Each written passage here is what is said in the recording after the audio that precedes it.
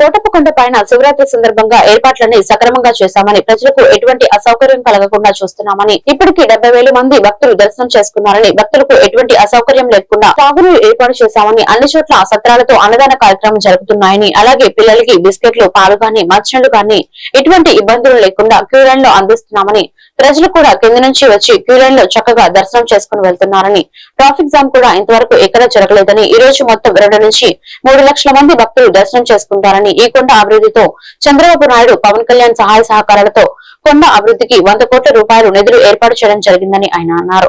అలాగే అభివృద్ధిలో భాగంగా కోటప్పకొండ ఘాట్ రోడ్ రోప్వే కూడా ఏర్పాటు చేయడం జరుగుతుందని ఆయన తెలిపారు.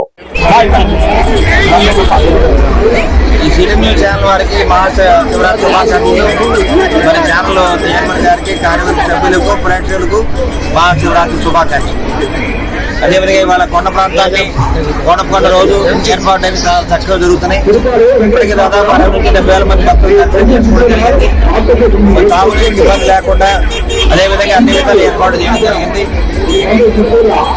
మరి మన భక్తులందరికీ కూడా విశ్రాంతి గదులు కూడా ఏర్పాటు చేయడం జరిగింది. అన్నదానం అన్ని సత్రాలు కూడా అన్నదానం చేయడం జరుగుతుంది. దర్శనానికి మరి భక్తులందరూ కూడా బస్సులోంచి పైకి రావడం జరిగి శీఘ్రంగా దర్శనం చేసుకుని వెళ్తున్నారు కాబట్టి ఎక్కడ కూడా ట్రాఫిక్ జామ్ కూడా లేకుండా చేస్తున్నారు. మంచినీటికి ఇబ్బంది లేదు, బిస్కెట్లు కానీ, పాలు కానీ చిన్నపిల్లలకి ఎక్కడ కూడా ఇబ్బంది లేకుండా అన్ని ఏర్పాట్లు చేయడం జరిగింది. కొంచెం ఎండ తీవ్రత ఎక్కువ ఉంది, ఇవాళ 1 గంట సేపు కాబట్టి ఇవాళ మొత్తం కూడా దాదాపు 2 నుంచి 3 లక్షల మంది భక్తులు దర్శనం చేసుకుంటారు. కొండ ప్రాంతం అయితే దేవుడి పాదాల దగ్గర 25 లక్షల మంది జనం ఇవాళ హాజరవుతారు.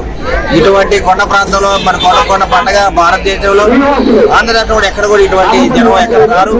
9 లక్షల మంది భక్తులు రావడం జరుగుతుంది కాబట్టి మన ప్రీతం నేత నారా చంద్రబాబు నాయుడు ముఖ్యమంత్రిగా, పవన్ కళ్యాణ్ డిప్యూటీ సీఎం అన్ని ఏర్పాట్లు చక్కగా చేశారు.